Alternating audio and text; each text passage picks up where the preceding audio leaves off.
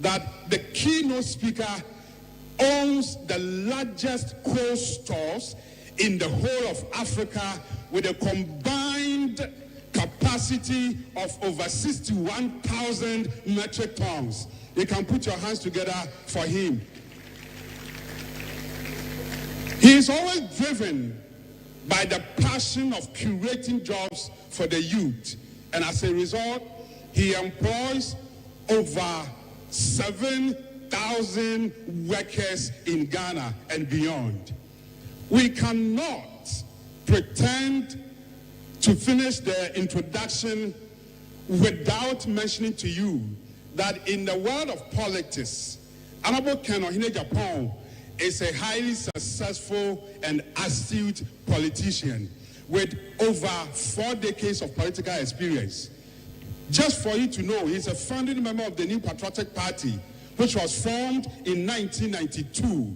Ladies and gentlemen, Honorable Ken Agyapong, again, is the former member of parliament for Asin Central, having served Asin Central for 24 solid years, from the year 2020 to the year 2024. 24 solid years of unbroken parliamentary service.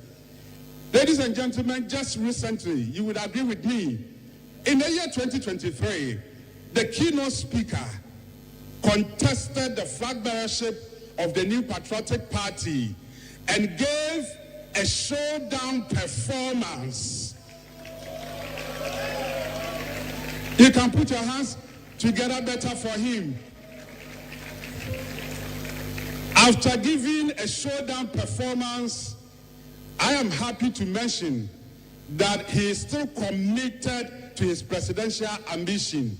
And note this, in Habakkuk chapter 2, verse 3, it reads that write the vision because it will certainly come to pass at the appointed time.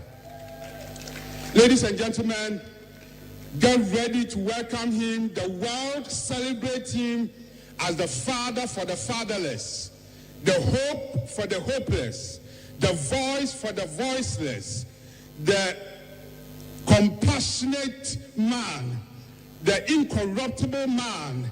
Ladies and gentlemen, he's a leader, patriotic, honest, disciplined, fearless, bold, decisive, incorruptible. Ladies and gentlemen, with a standing ovation, let us welcome Honorable Ken Agyapong. Continue to show your love. Continue to put your hands together for Honorable Ken Agyapong. It's already too late. I've already come too far. It's already too late. I can never turn back. It's already too late. It won't make sense. It's already too late. I've already come too far.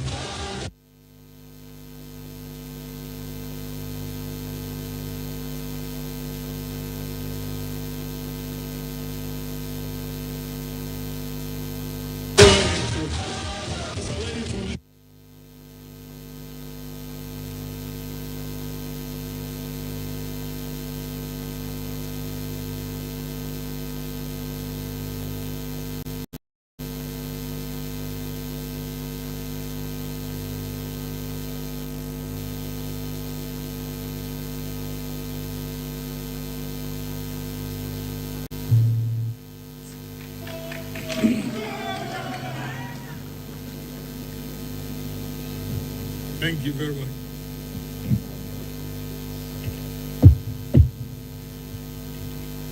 Thank you very much.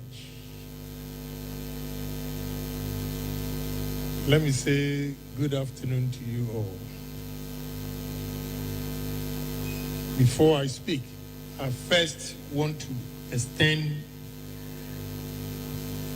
congratulations messages to the organizers of this program and say a big thank you to you for what you have done and what we are seeing this afternoon. Thank you very much.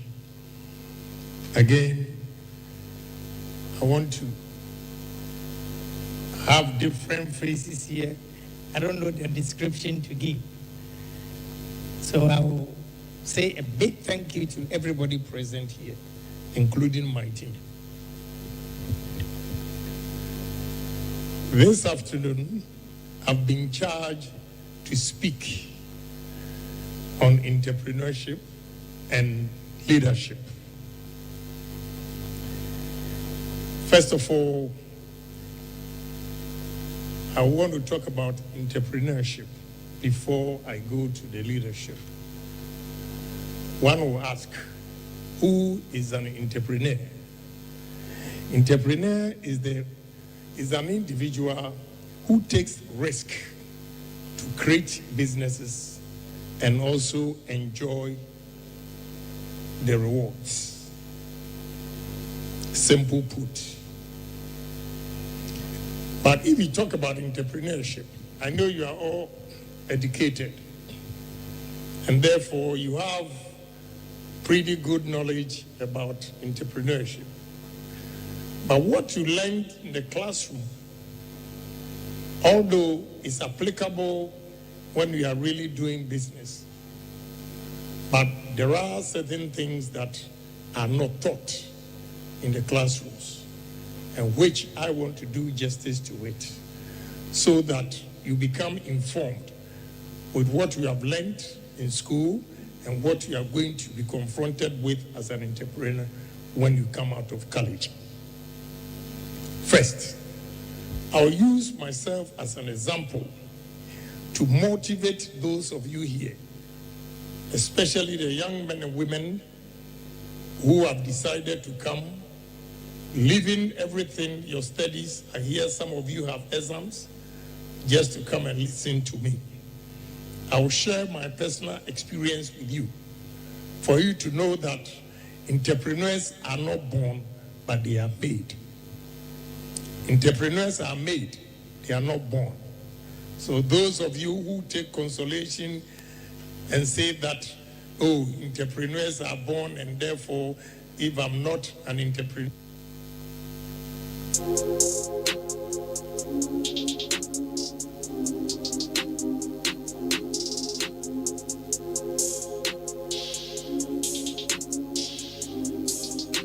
businesses. Now, we have 7 qualities of an entrepreneur. First, I want the students to write it down. First is vision. Second is courage.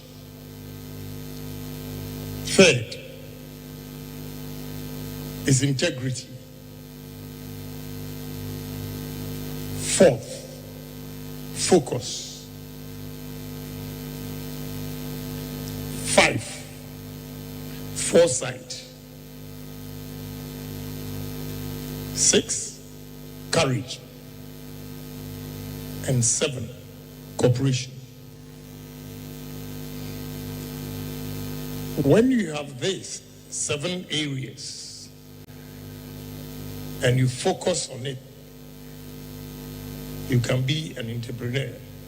But this side of the world, I want to bring it home to you that to be an entrepreneur, first, you need to have the vision that I'm not going to work for an organization for the rest of my life, but I want to also employ people.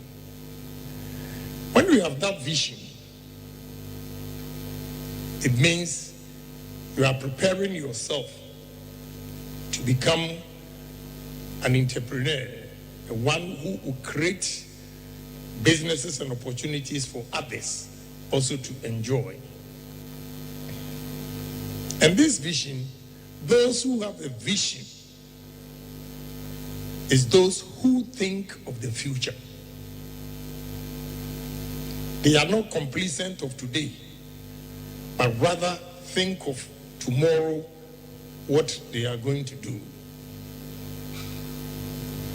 When we have such people believing in the future, then you can say that they have a vision. It is not only the vision. You need to be courageous. You need to take bold decisions. That is what we call in economics risk. You have to take risk. Why it is necessary to take risk is that all of us have dreams to be somebody in future. But the courage to take your destiny into your own hands, if you are not a risk taker, you cannot be an entrepreneur. So to be an entrepreneur, you have to take risk.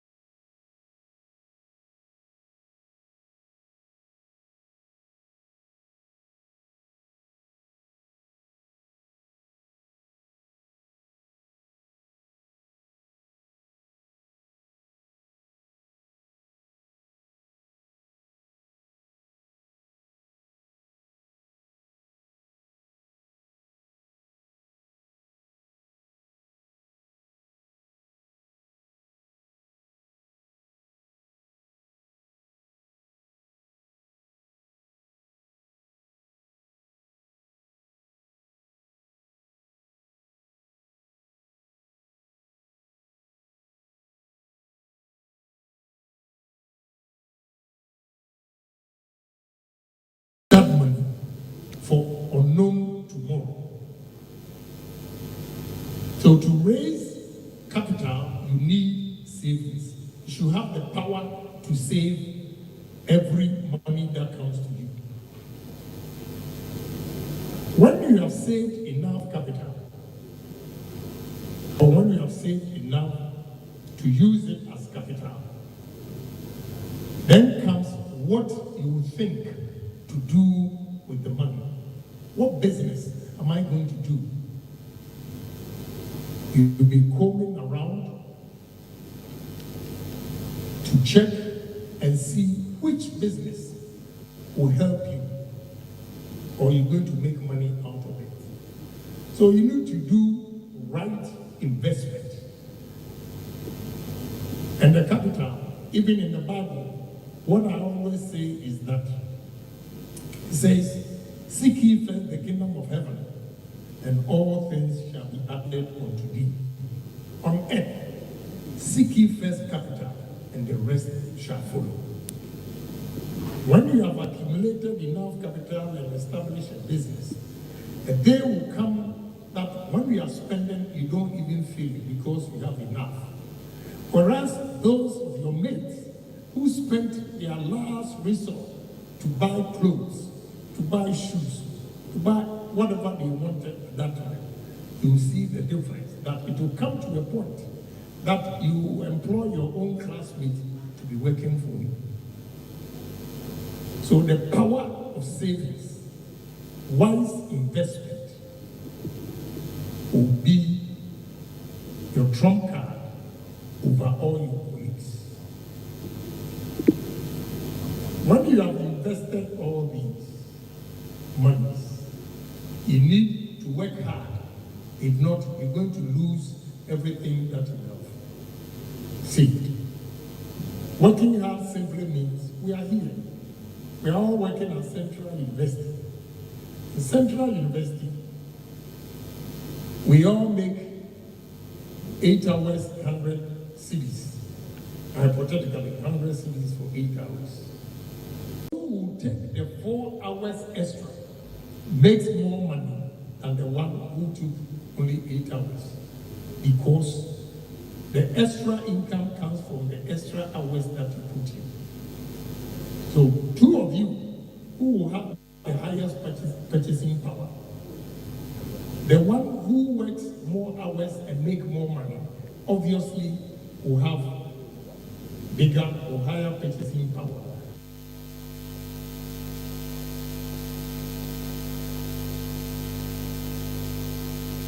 Than the one who worked for 8 hours. You establish a business. People keep asking me. This morning when I was coming, a friend of mine asked me, "Why are you sleeping?" I said, "Oh, how?" "I'm on my way to airport. From there, I'm going to campaign office." And he said, "Hey, Obrebu." Because 7 o'clock, I'm almost there.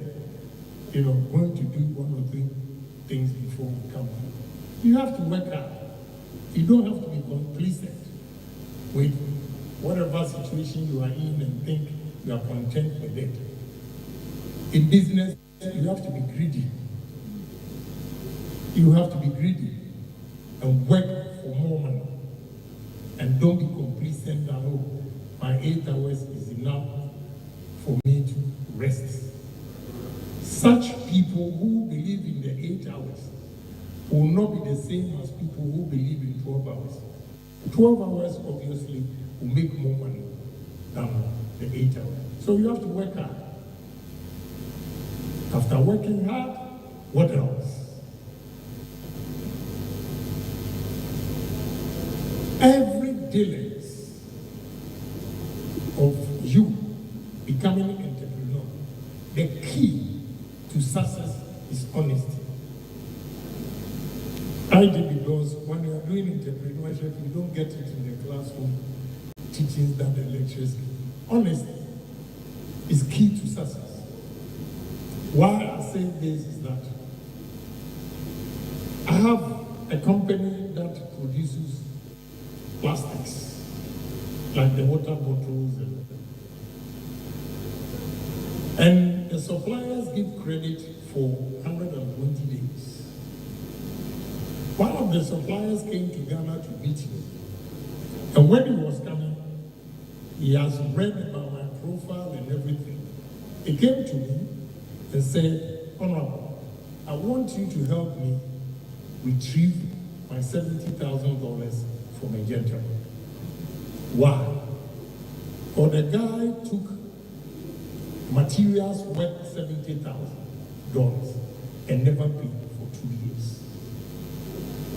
Do you think such a man will succeed in business? Because in the same industry, they know each other.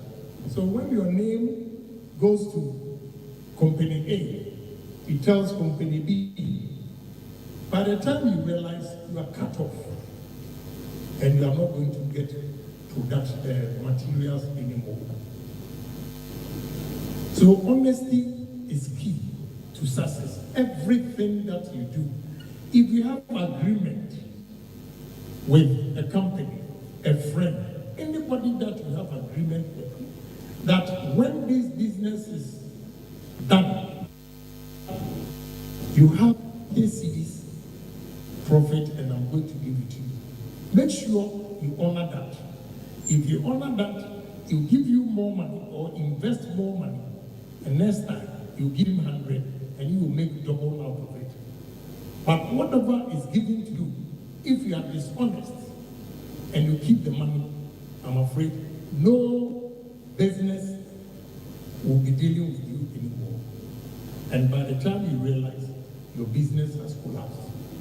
So honesty, not only in business, every endeavor, honesty is key to success. If you are not honest, you will definitely not succeed in life. But with all this side of Africa, we have challenges as entrepreneurs or businessmen who are aspiring to a greater heights, have challenges. What are some of the challenges?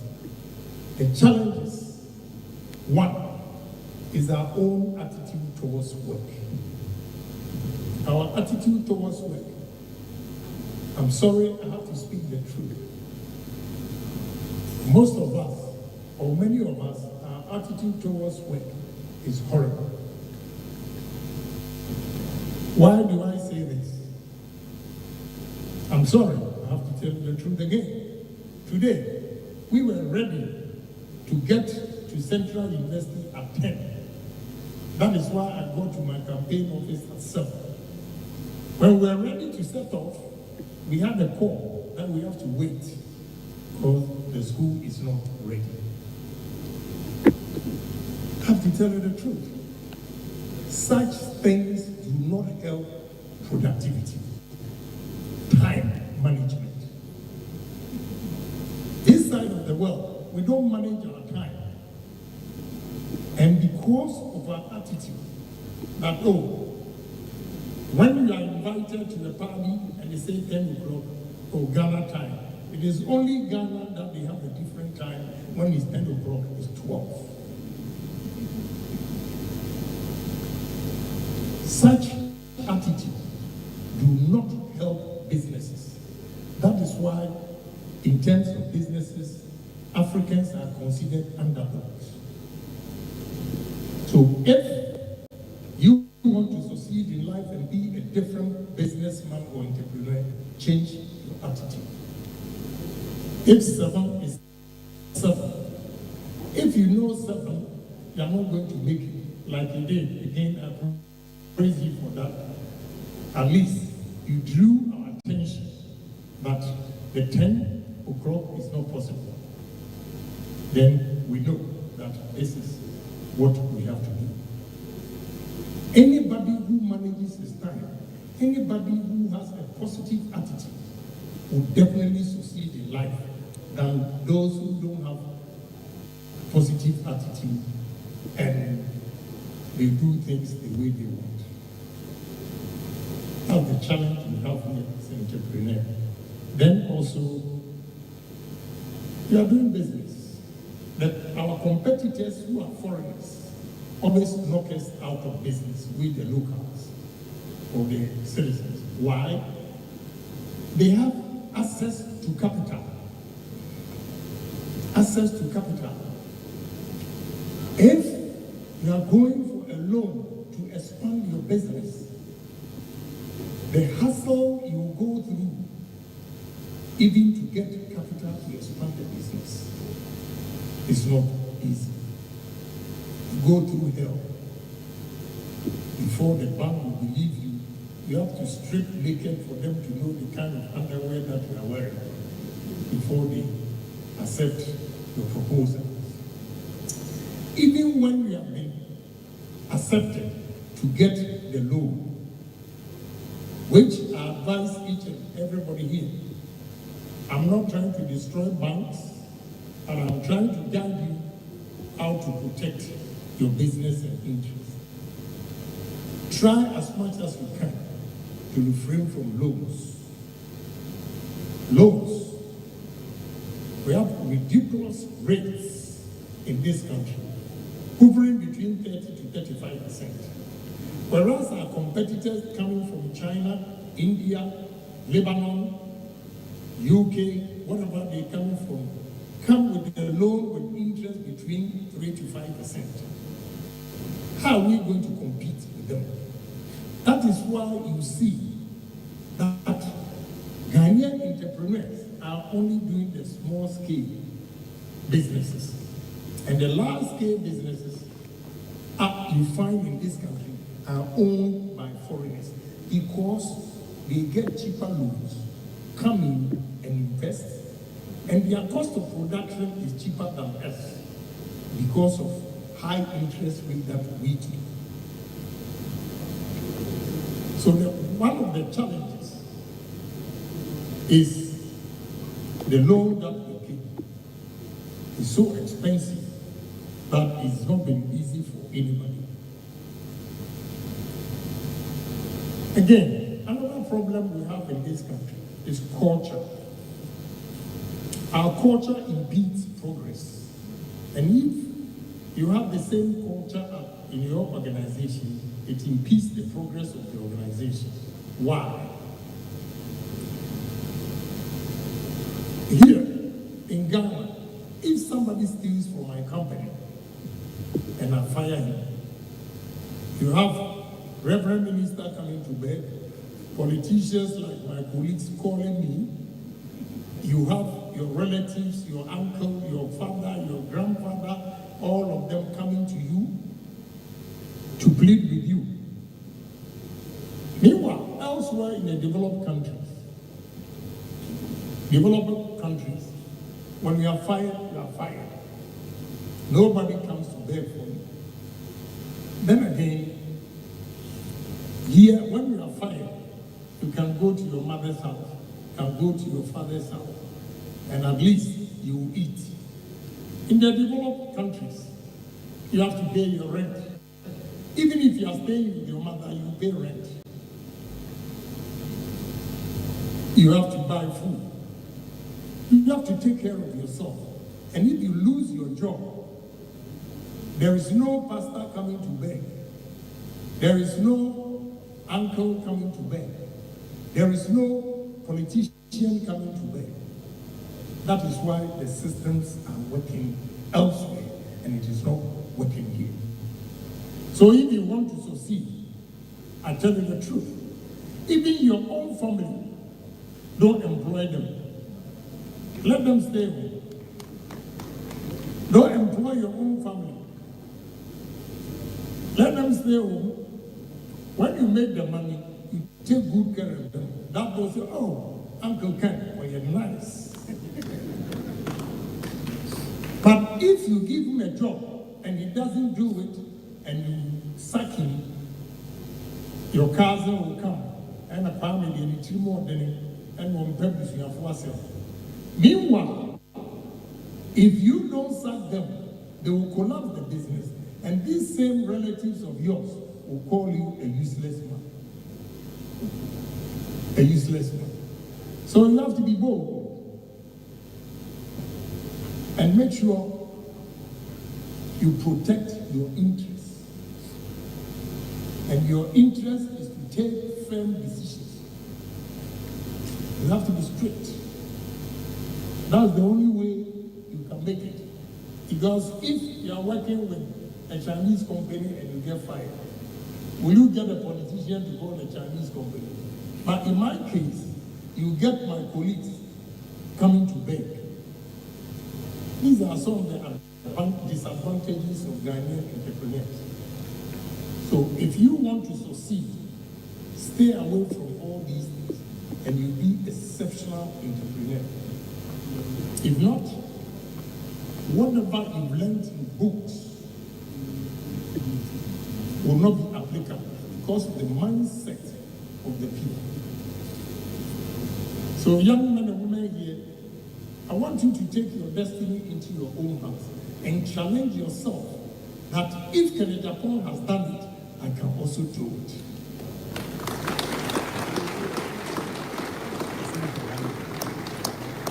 I was born and bred in a poor home, a village that there was no electricity, no water.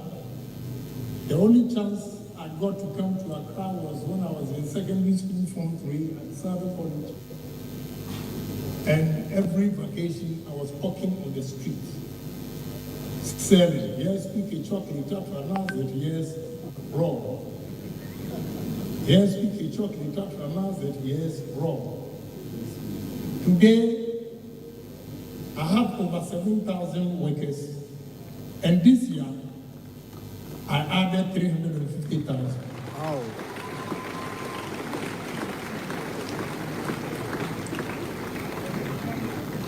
So use me as your role model and emulate whatever I have done. Study it and challenge yourself that if Agyapong, you are fortunate to be in the university at the age of 22, 23. I went to Fordham University at the age of 33.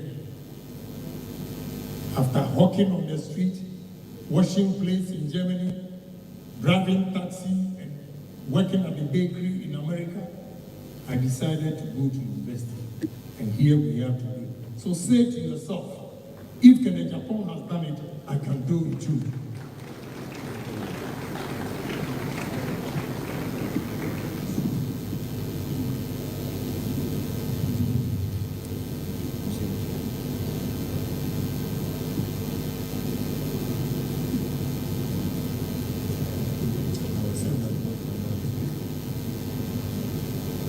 Sorry, I said 350,000. I said 350. After the 7,000, I had 350 this year. Now, let's talk about leadership. Enough of the entrepreneur. Leadership. A young man looked at me. The young man who was here reciting his poem. Look at me and say, focus. It is one of the visions or qualities of leadership. The first one is vision. Again, you get it in entrepreneurship. Second is quality. Third, integrity. Fourth, foresight. Faith, humility. Sixth, focus. And third, cooperation. Let's take it one by one. To be a leader, you need to have a vision. You need to have a dream. Say to yourself that I am going to make sure in the next 10, 20 years, I'll put Ghana on a different map for the whole world to see that we are created by God just like others. You have the vision. Challenge yourself. I never knew I was going to get to this point in life. But I have always said to myself, I'll be a millionaire at the age of 40. Amen. That boy from a poor village, I was a millionaire at the age of 36. So I had a vision, I had a dream that one day I'm going to be somebody. The same way a leader who is leading a country, who is leading an organization, should have a dream and a vision, what he's going to do for his country. And I have a vision, I have a dream. As a businessman, as an entrepreneur, young men and women here, vote for me to come to power, and you see how I'll use businesses to change this country.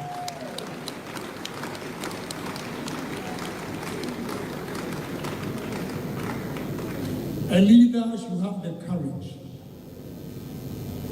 A leader should have the courage.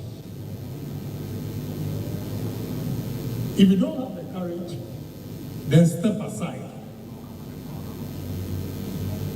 Let me quote Abraham Maslow. Abraham Maslow said, and simply put, you will either step into growth or you will either step back into safety. I repeat what Abraham Maslow said. You will either step into growth or you will step backward into safety. What does that mean?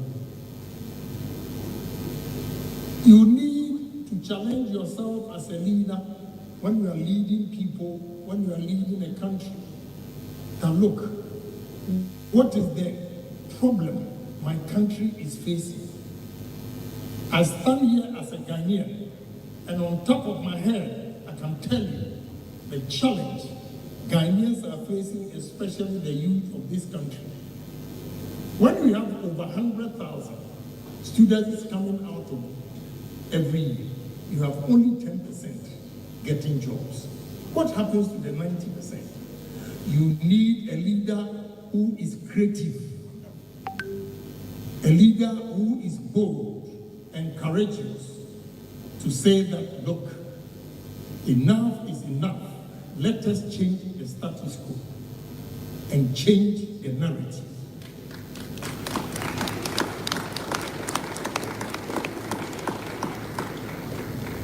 If we do that, Ghana will see the glory during the independence time again in this country. So we need to be courageous. A visionary leader, a courageous leader who doesn't have integrity will not be able to achieve anything. So integrity is the most admirable of all the 7 qualities of a leader. If your people believe in you, that Agyapong is honest, is credible, he will do it for us without taking bribes. You will get every citizen of this country to come on board. So without integrity, any leader who comes with force, pushing people here and there to accept his belief, will never work. So integrity is key. Then a foresight. You should have a foresight that this is the level I want to take this country to. A man with a foresight is able to study the market or the conditions of his own country and say that, and make a projection that in the next 5 years, this is how far I want to go with my country's economy. This is how far I want to create job opportunities for my youth. I believe in you. If not the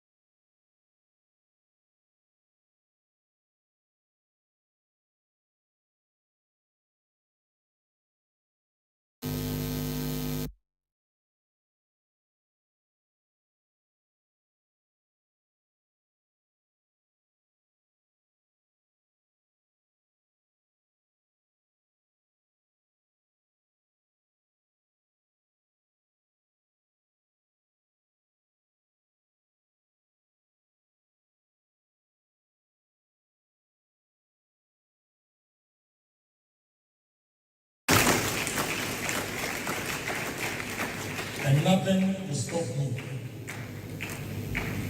I'm staying focused. I have planned it. This time, there are turbulence in terms of the economy. And we are going to confront the turbulence, the situations we are in today for a better tomorrow. So I'm focused. And to be a leader of this country, if you are not focused, you cannot lead this country. I want to stay focused. There are distractions here and there, but I close my ears, my eyes, and pretend I have not heard anything, because I don't want any distraction.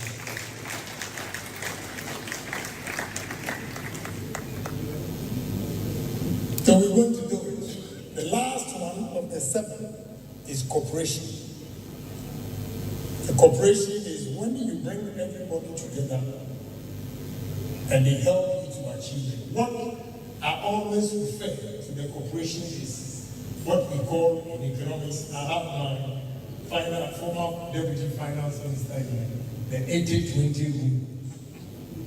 The 80-20 rules is simply put, 20% of your workers who believe in your ideologies and work with you can give 80% of the company's results. That is what we call 80-20. So we are going to use cooperation to bring everybody on board in terms of development. And we can do it. Let's say to ourselves that yes, we can. Yes, we can. Yes, we can. Yes, we can. That's the only way we can change this country.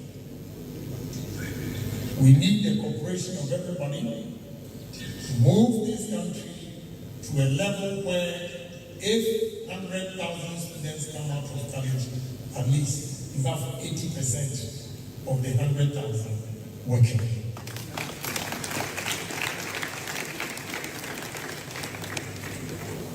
And those of you who have chosen to be here to listen to me, you are going to be the future entrepreneurs of this country. But today, you have a choice. You have a choice to stay in the classroom. You have a choice to do any other thing. And you chose to be here to listen to who entrepreneur is and who is a leader. Clap for yourself.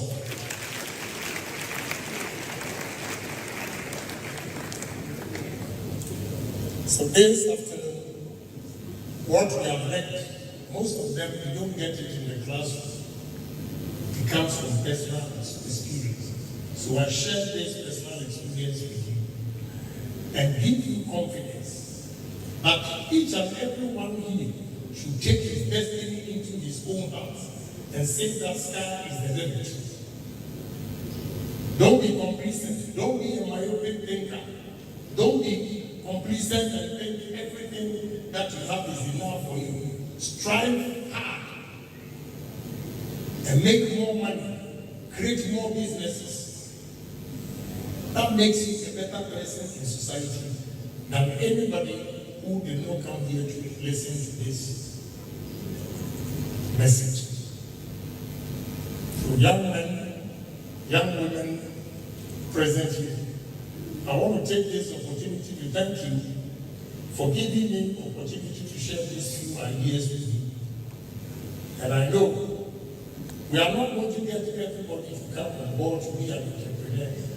But even if we get 10 out of the crowd gathered here, we've made a move.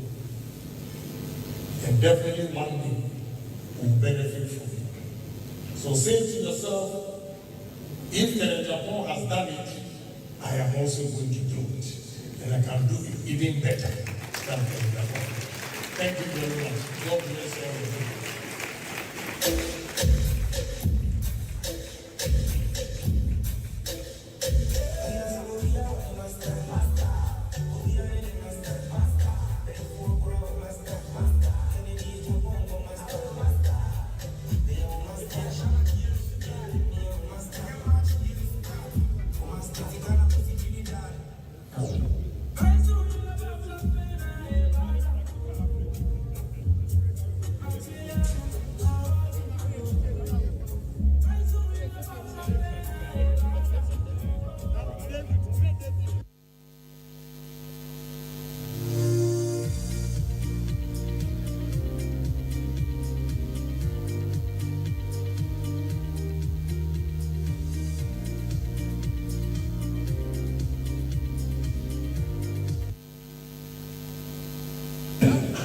I'm very sure I saw a lot of us taking notes. A lot. Let's clap for ourselves. Even those with phones, I noticed a lot of them who were trying to keep notes. And I'm very sure this is a man of experience who delivered to us, and these are nuggets that can take us to the higher heights. Once again, Honorable, thank you very much. I know a lot of us we have a lot of questions to ask, and Honorable is here. We also are privileged to have with us the Dean of Student Affairs in the person of Professor Adley Kastner. Please, let's appreciate him. Thank you very much. Thank you. In due time, she will come and submit to us a paper. At this point in time, we'll be taking 3 rounds of questions.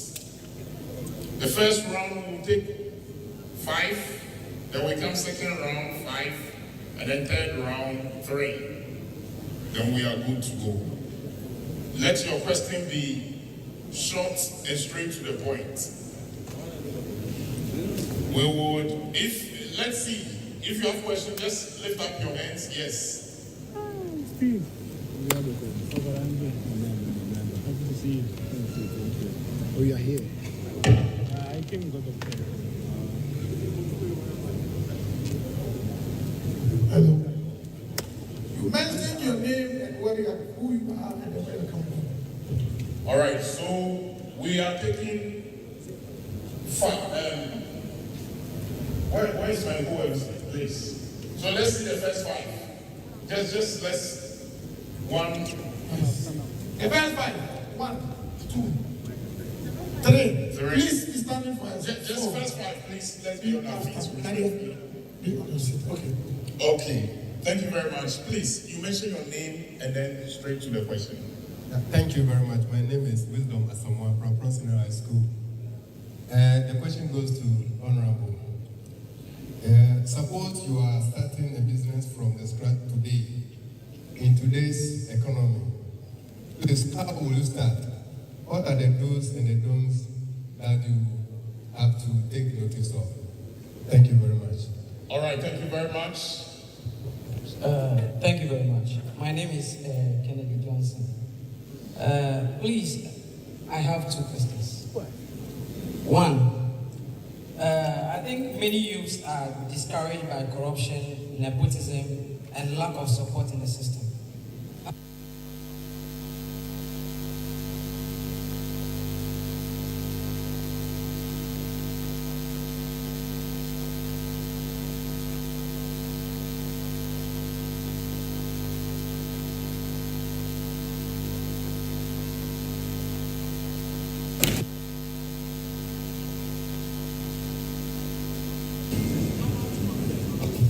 Thank you very much. Yes, please.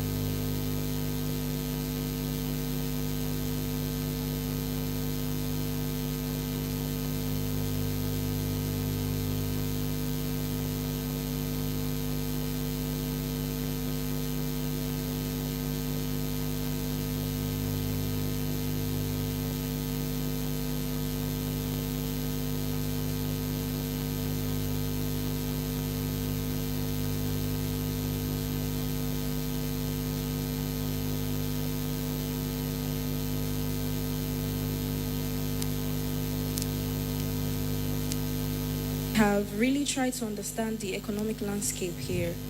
So, as an aspiring entrepreneur with a keen interest in real estate and your remarkable success in business, in building a business empire, and considering the current economic climate in Ghana, what key indicators or qualities do you prioritize when considering investing in a new business idea?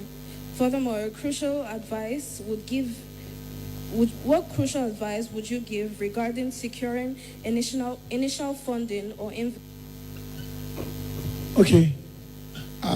Honorable try to answer the questions.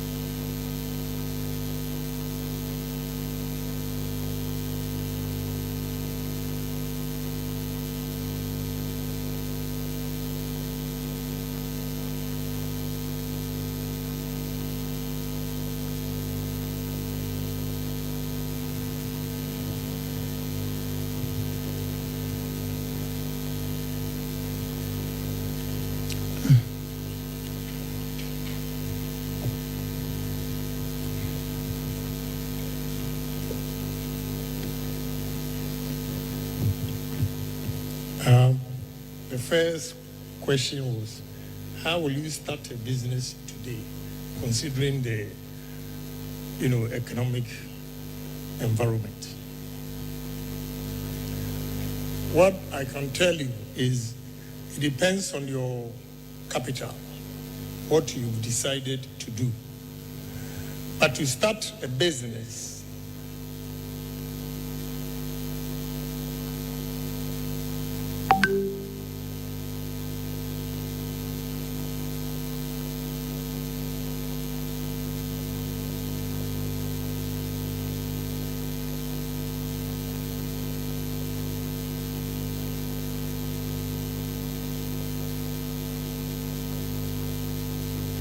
in large-scale farming and agro-processing, I'll be brutally frank. My finished product from, say, Sogakope, it will take me about an hour to get to the port, 1 hour, 20 minutes to get to the market. But in the north, it will take me about 21 hours or 2 days to get the stuff or my finished product to the market. The cost of transportation alone will eat into your profit. So when you have capital and you are citing your business, you should consider location. It's very, very important. You just don't go, even if you're going to rent a shop, look at where the traffic is heavy. If you want to go into raw materials, look at areas where they are building new homes. These are how you take the decisions, the strategy, to start the business. You just don't go into business because Agyapong did this and he succeeded and therefore you're also going to go into it. No, you don't know what goes into a particular business. So you have to do a good research and not just enter into any business. When you do a good research for a product, then you can say that this is where I'm going to cite it, this is the product I'm going to manufacture. So all these things is a whole topic that we can take a whole day to discuss. Nepotism. Nepotism, favoritism is what is killing this country. No doubt about it. You know, recently in the news, you hear Agrada and Sami Jemfi.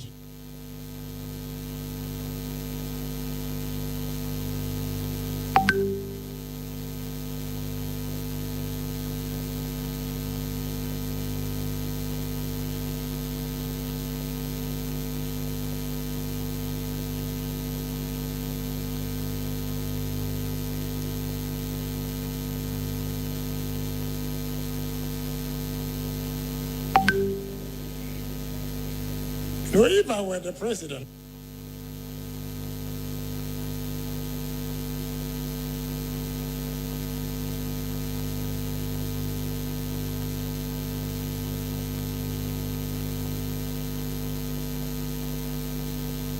now fire Sami Jemfi right away, not even a second, because the evidence is clear. I don't need to go and do any investigation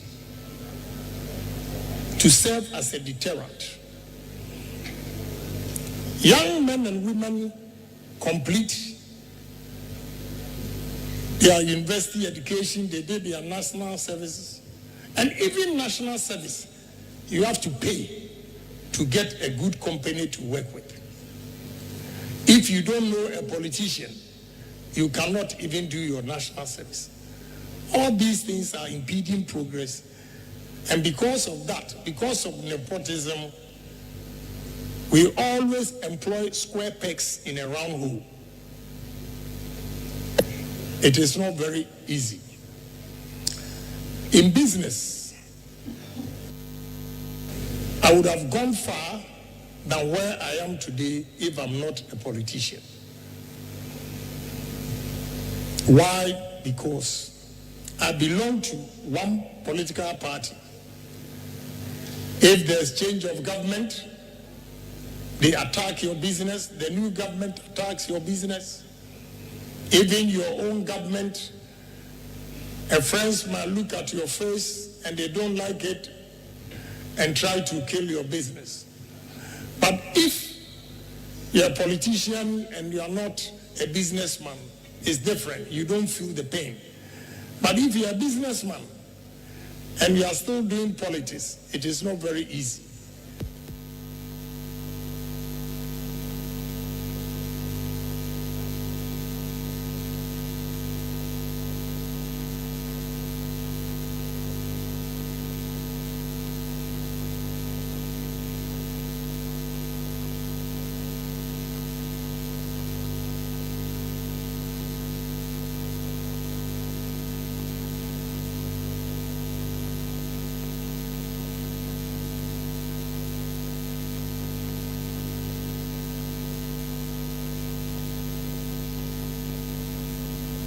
And private sector is also borrowing from the banks.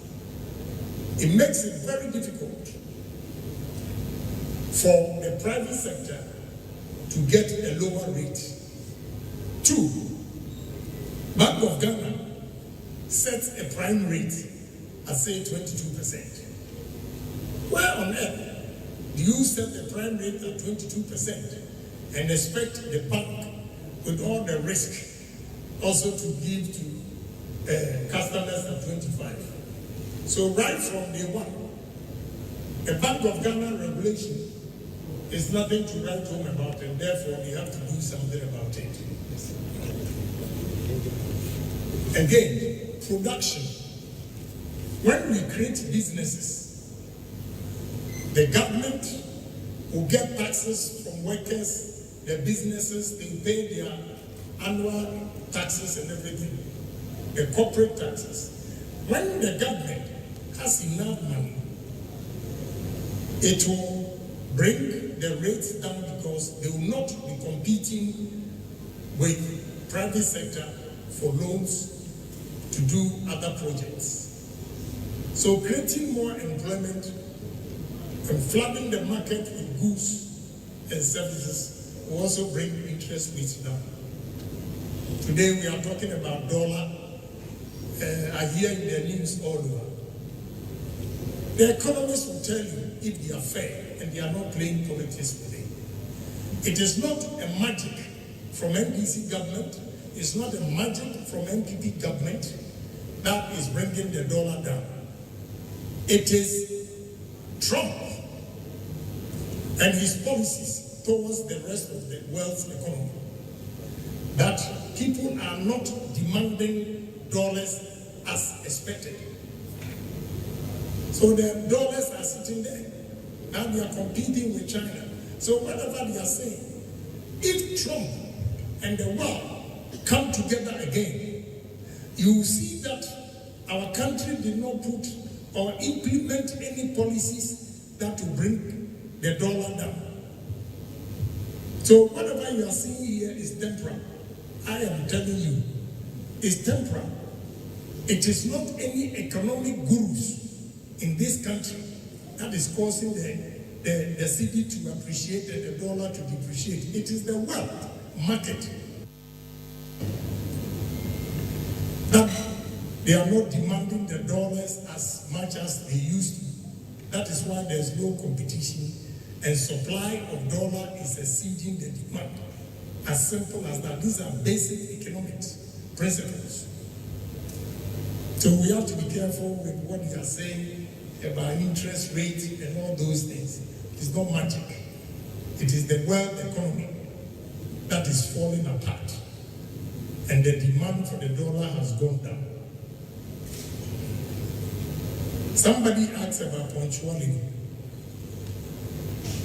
Punctuality, I talk about time because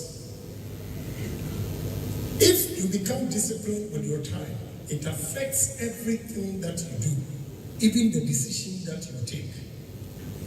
So if they ask you to come at 7, somebody will tell you, I leave at Okaishi and I'm working at, I have a company called Platinum, do the plastics. I always take buses to Kaneshi, Ashama, Tema Central to pick the workers. With all this, some come and they are late because coming to join the bus is not waiting for one person. So when you are late, it leaves you and they come back giving excuses that I live at Kaneshi. When you were looking for a job, did you tell your boss that you live at Kaneshi and therefore you'll be coming to work very late? If you have told your boss that you'll be coming to work very late, would he have employed you? So that is no excuse. You knew you were staying at Kaneshi and coming to work at free zones. So if you start work at 5, you have to wake up at 3 to get there. No excuse. Because you know, if you wake up at 4, you cannot use 1 hour to get to free zones. So punctuality is very, very important. And it helps in our daily activities. It increases production. And delays will also reduce production. So punctuality. That's the only way we can grow the economy. Industrialization, if I talk about entrepreneurship, what do you mean by industrialization? The businesses that we are creating. Somebody mentioned I have a steel plant worth 100 million. In fact, I don't know how he got it, but 3 days ago, the Indians came and they assessed the factory and they said it's $100 million. And I need $35 million working capital. Now, do you call Agyapong an industrialist? Or what? So, it's the entrepreneurs who create the industries. So if we are talking about entrepreneurs, they are the same people. When we say industry, we have small scale ones and large scale ones. So at any level, those going into production, they are also part of the industrialization process.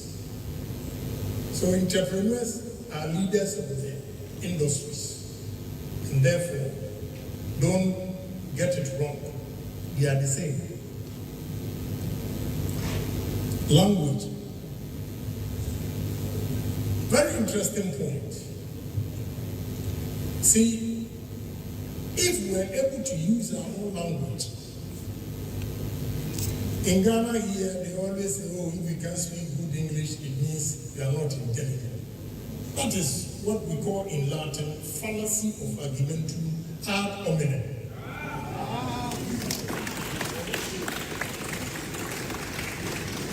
Okay?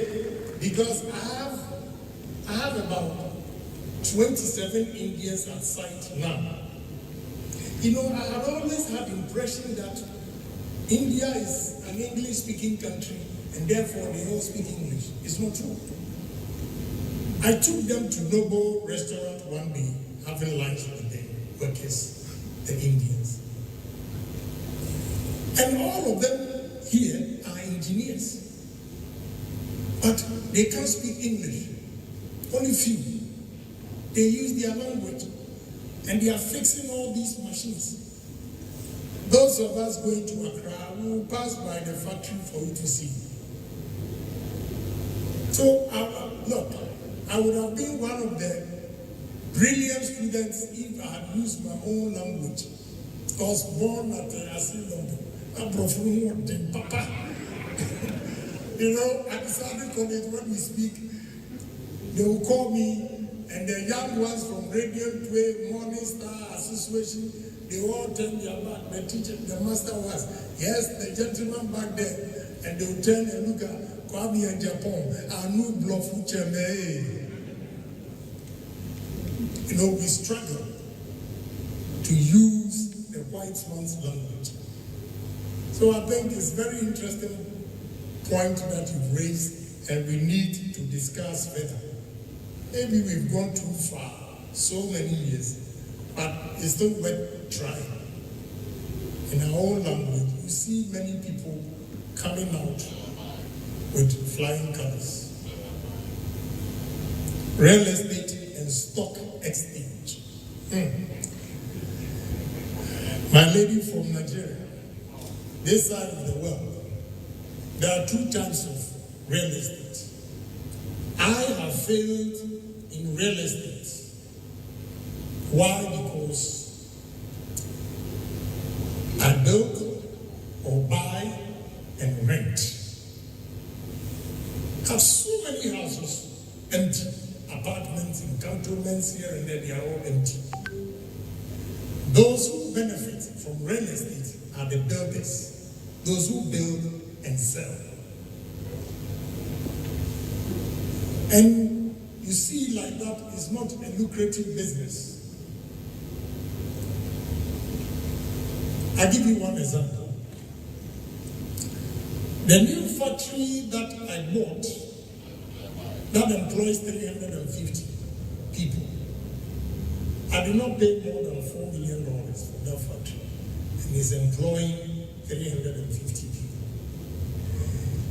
I have a house in Cantonments, but the land alone, I paid $2.2 million. So completion, what would be your estimation? So instead of going into real estate, preferably you go into manufacturing. Because what I'm earning from the $4 million company, in the next 2 years, I'll get my money back. Whereas the properties that I have are sitting there idle, empty. Nobody is buying it. You see so many apartment buildings going for sale, for sale, are there for sale. These are the contractors who have decided to go into real estate. It's not about that. The mere fact that you've given it a thought shows that you want to be an entrepreneur. So I will encourage you, but be careful which area you enter into. It's very, very important. But I'm not, honestly speaking, I'm not fascinated with it. I give you one. I don't have to tell you, but I don't want you to make mistakes. So I'll share my personal experience with you again.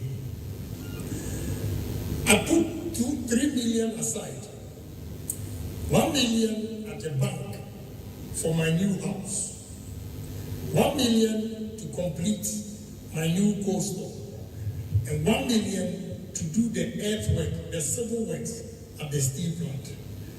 Would you believe that the $1 million I put in my house is finished? And when you go there, it's uncompleted. The $1 million I put in the coastal, when you go there and see the level, something that is going to bring me money, when you see what $1 million has done with the new coastal, 31,000 tons, you have no idea. $1 million in the steel plant, when you go there and you see the earthworks that they've done. And meanwhile, the house, $1 million is like you have a seed that you're dropping the water in there. It goes just like that. So you have to be careful with real estate. That is all I can tell you. It's good. It means you want to be self-independent. You want to do your business. It's good. And you have to be careful. I'm not saying I'm writing it off completely, no. But try other manufacturing areas and you see what will happen.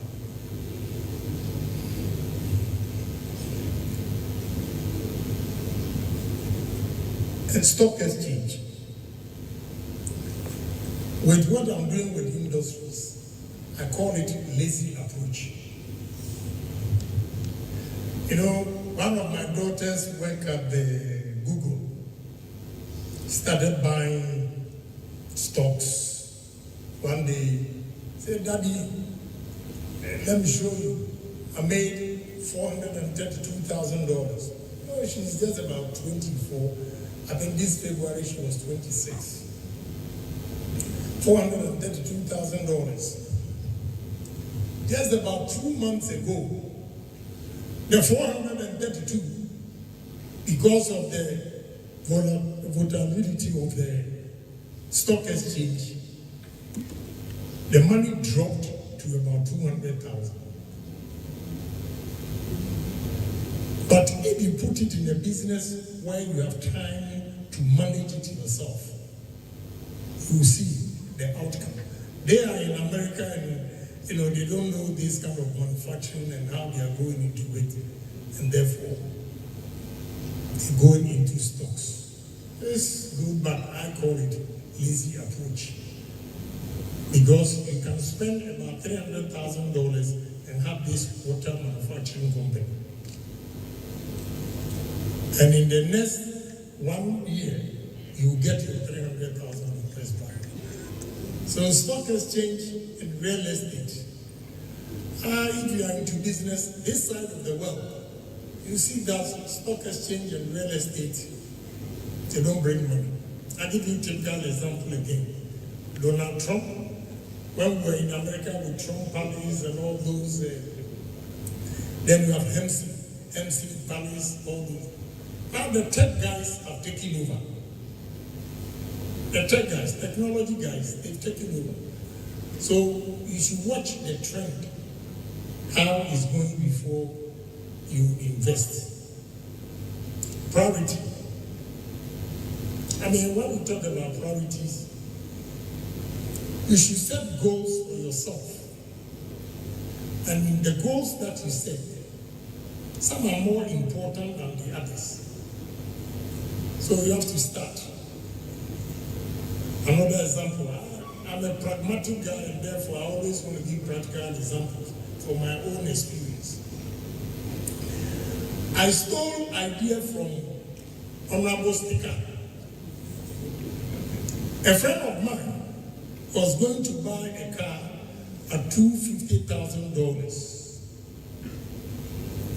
And Honorable Speaker came to me with equipment that he has imported to build his waterboarding company at $250,000.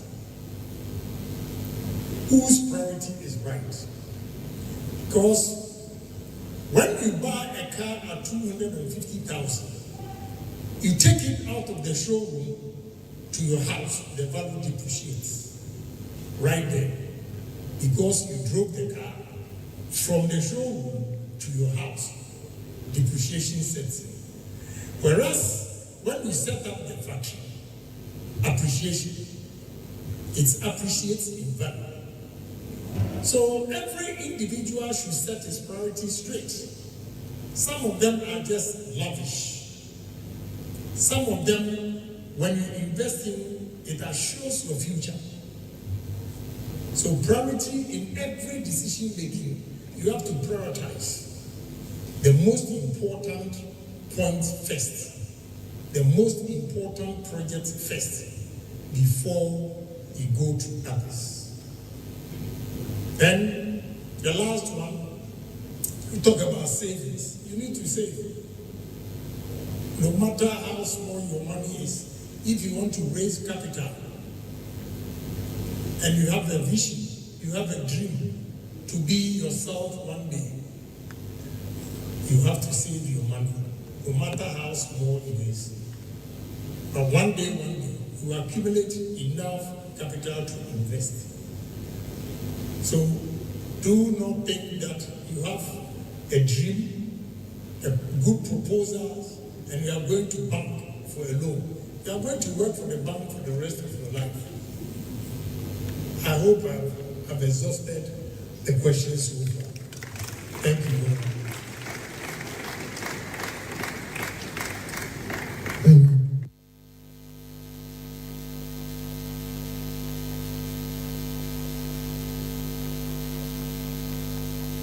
Earlier today, Pope Leo XIV met privately with cardinals and is set to give an Easter blessing from the balcony tomorrow overlooking St. Peter's Square.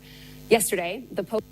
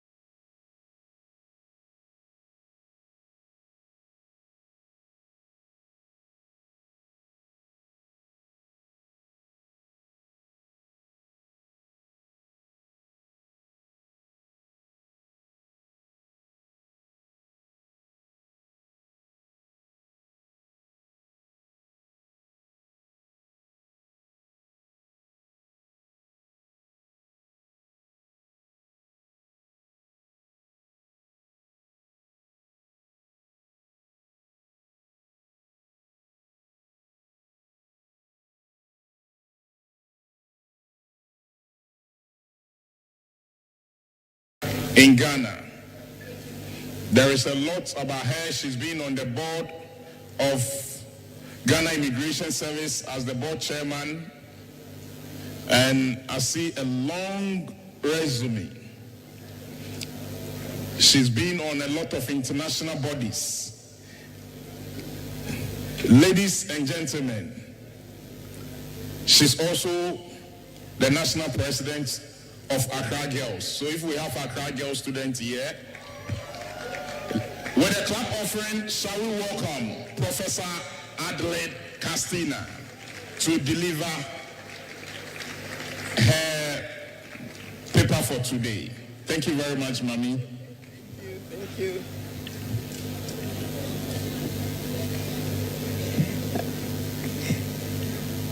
Usually we would say all protocols observed. So riding on the back of already established protocols, I welcome all of you to Central University. Without saying it, you know it already. This is the foremost private university in the country.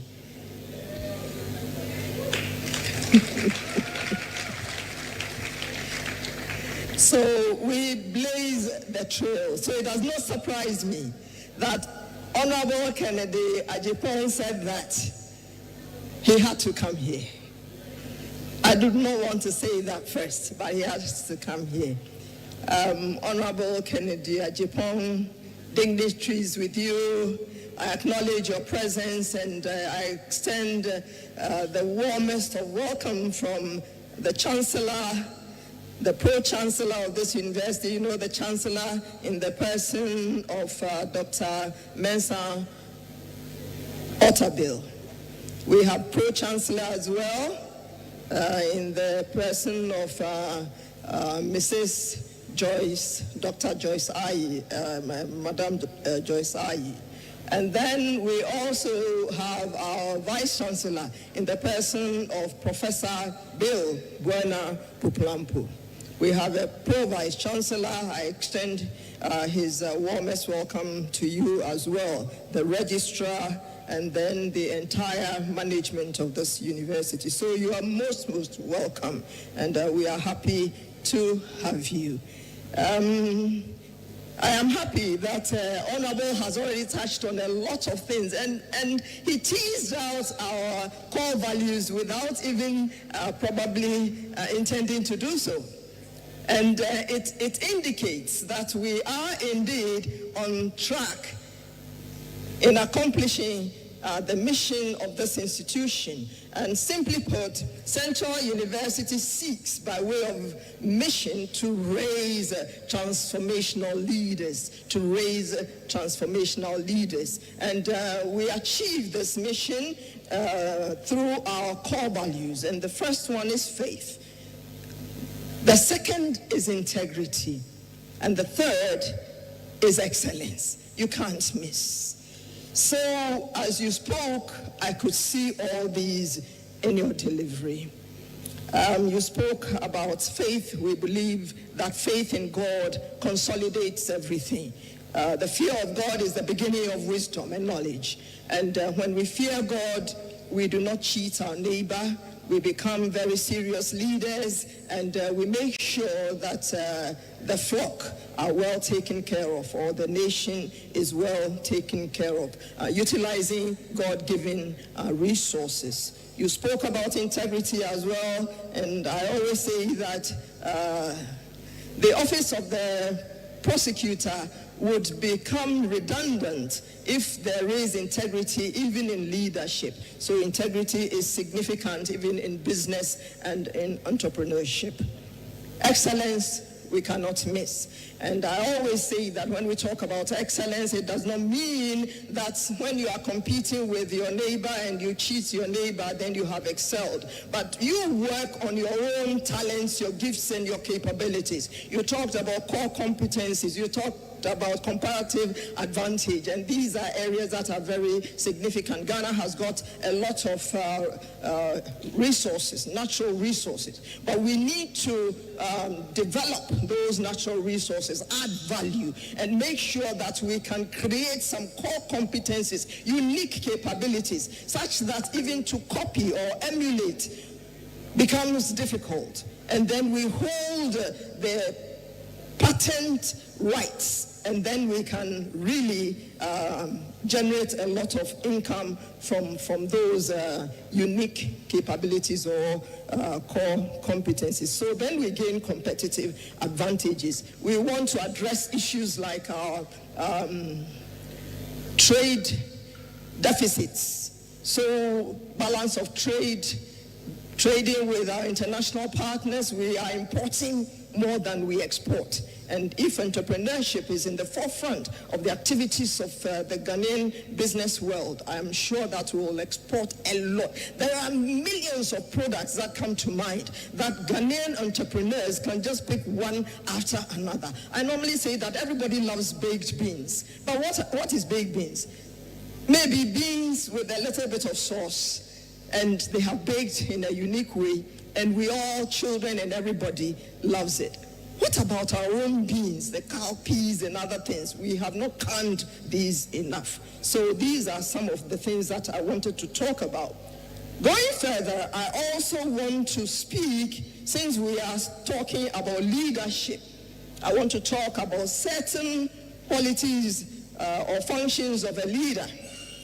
And normally, managers, they'll maintain the status quo. They do not create policy. They are not concerned about change. We are talking about a paradigm shift. We cannot continue to do the same thing in the same way and expect different results. So there must be a change.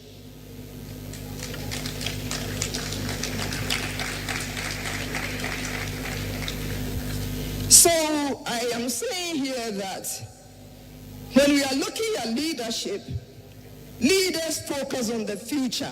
And Honorable Kennedy Agyapong has said that. Visionary leaders, looking deep into the future. And I always say that as we are Christians, I like going there a bit.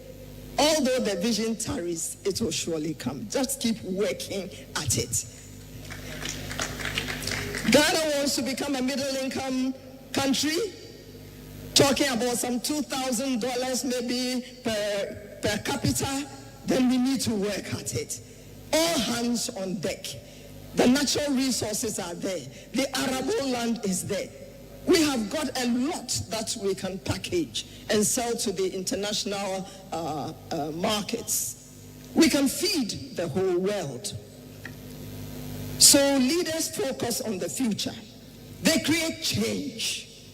Managers normally, they maintain the status quo. No. Sometimes we need to look outside the box. And change management is not easy when you want to introduce new things. So leaders in the making, be ready to navigate the waters when you introduce new things. Those who have been there in an institution before you joined will tell you that this is not the way we have been doing it all along. You cannot bring anything new.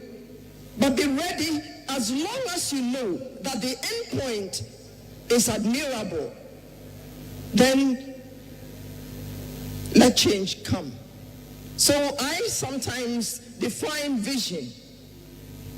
As leaders, we have to work as visionary leaders, futuristically. So I would say that vision is a future position, scenario, situation that is better, more admirable, more desirable, more beneficial than the situation that obtains at that point in time when the vision is being articulated. So as long as you look at your vision and your vision statement, look at the future. Is it better than today? Is it more admirable? Is it more desirable? Will it improve the quality of life for your people? Nigeria alike. We've talked about a Nigerian in our midst. This university is an international university. So we've got foreigners in our midst. So when we talk, we include them as well. And then leaders, they cope with change, new frontiers, and dynamism. We are not in a fixed situation in this world. It is dynamic. And we are operating in a very dynamic environment as business people and entrepreneurs. Sometimes the dynamism is so difficult to predict.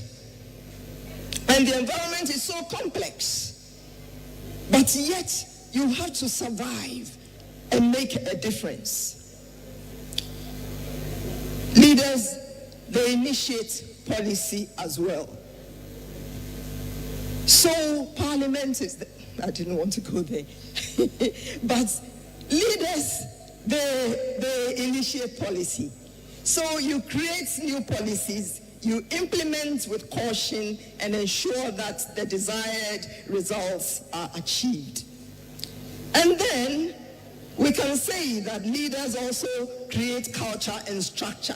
Once you are introducing new dimensions of functioning, even in the business or even in the nation, you might realize that maybe new ministries will have to be established. New departments and new directorates might have to be established. So think outside the box, our young leaders. And then leaders establish emotional link with their followers. A leader is not removed from the bulk, from those who are at the bottom of the pyramid. Integrate. If you don't sit with them and you don't eat with them, how would you know their challenges and their problems? So that you gather day-to-day information which you use to improve the quality of life for those people. But if you do not eat with them, how would you know the challenges that they are facing? If you do not interact with them, how would you know that they have got health problems? So there should be some emotional link with the followers. And I plead that our future leaders will do that. Then leaders, they use personal power as well. In other words, when you do your own SWOT analysis, what are your strengths, what are your weaknesses? And make sure that you leverage your strengths to the benefit of the group, or your organization, or the nation as a whole, while minimizing your weaknesses. And then there are opportunities there. Others have got certain skills. Leverage those skills as well. Synergy is important. Then 1 + 1 will be greater than 2. So it is important that as a leader, you leverage the strengths and the capabilities of others as well, and not operate as if you are in a silo and operating alone. And that is when you can bring about the change that is desired. So your personal power is derived from your interpersonal relations, your soft skills, your core values, your level of integrity, how you handle issues. Some leaders are task-oriented. They don't care whether you have broken your leg. They won't ask you that this morning, how are you feeling since yesterday when we had a program and you broke your leg? But personal power requires that you empathize as well. So let us do that. Against that background, I just want to say a big thank you to, first of all, I want to appreciate our organizers, the SRC, and then our team who have been here with us. But let's make sure that we raise transformational leaders. Let's make sure that entrepreneurship becomes a household system and activity, that every home would generate some kind of profitable business. Even the women, Proverbs chapter 31, reading from the verse 10 to 31, that you are an entrepreneur, you make sure you make profit out of your investments, you do not sleep, but you take some rest, those who don't get sick, and there is respect for the home. Let there be respect for Ghana as well. I thank you for your attention.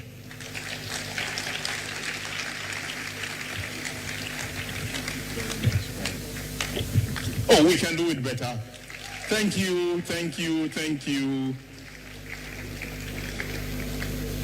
All right. The vision is for an appointed time. Yea, though it tarries.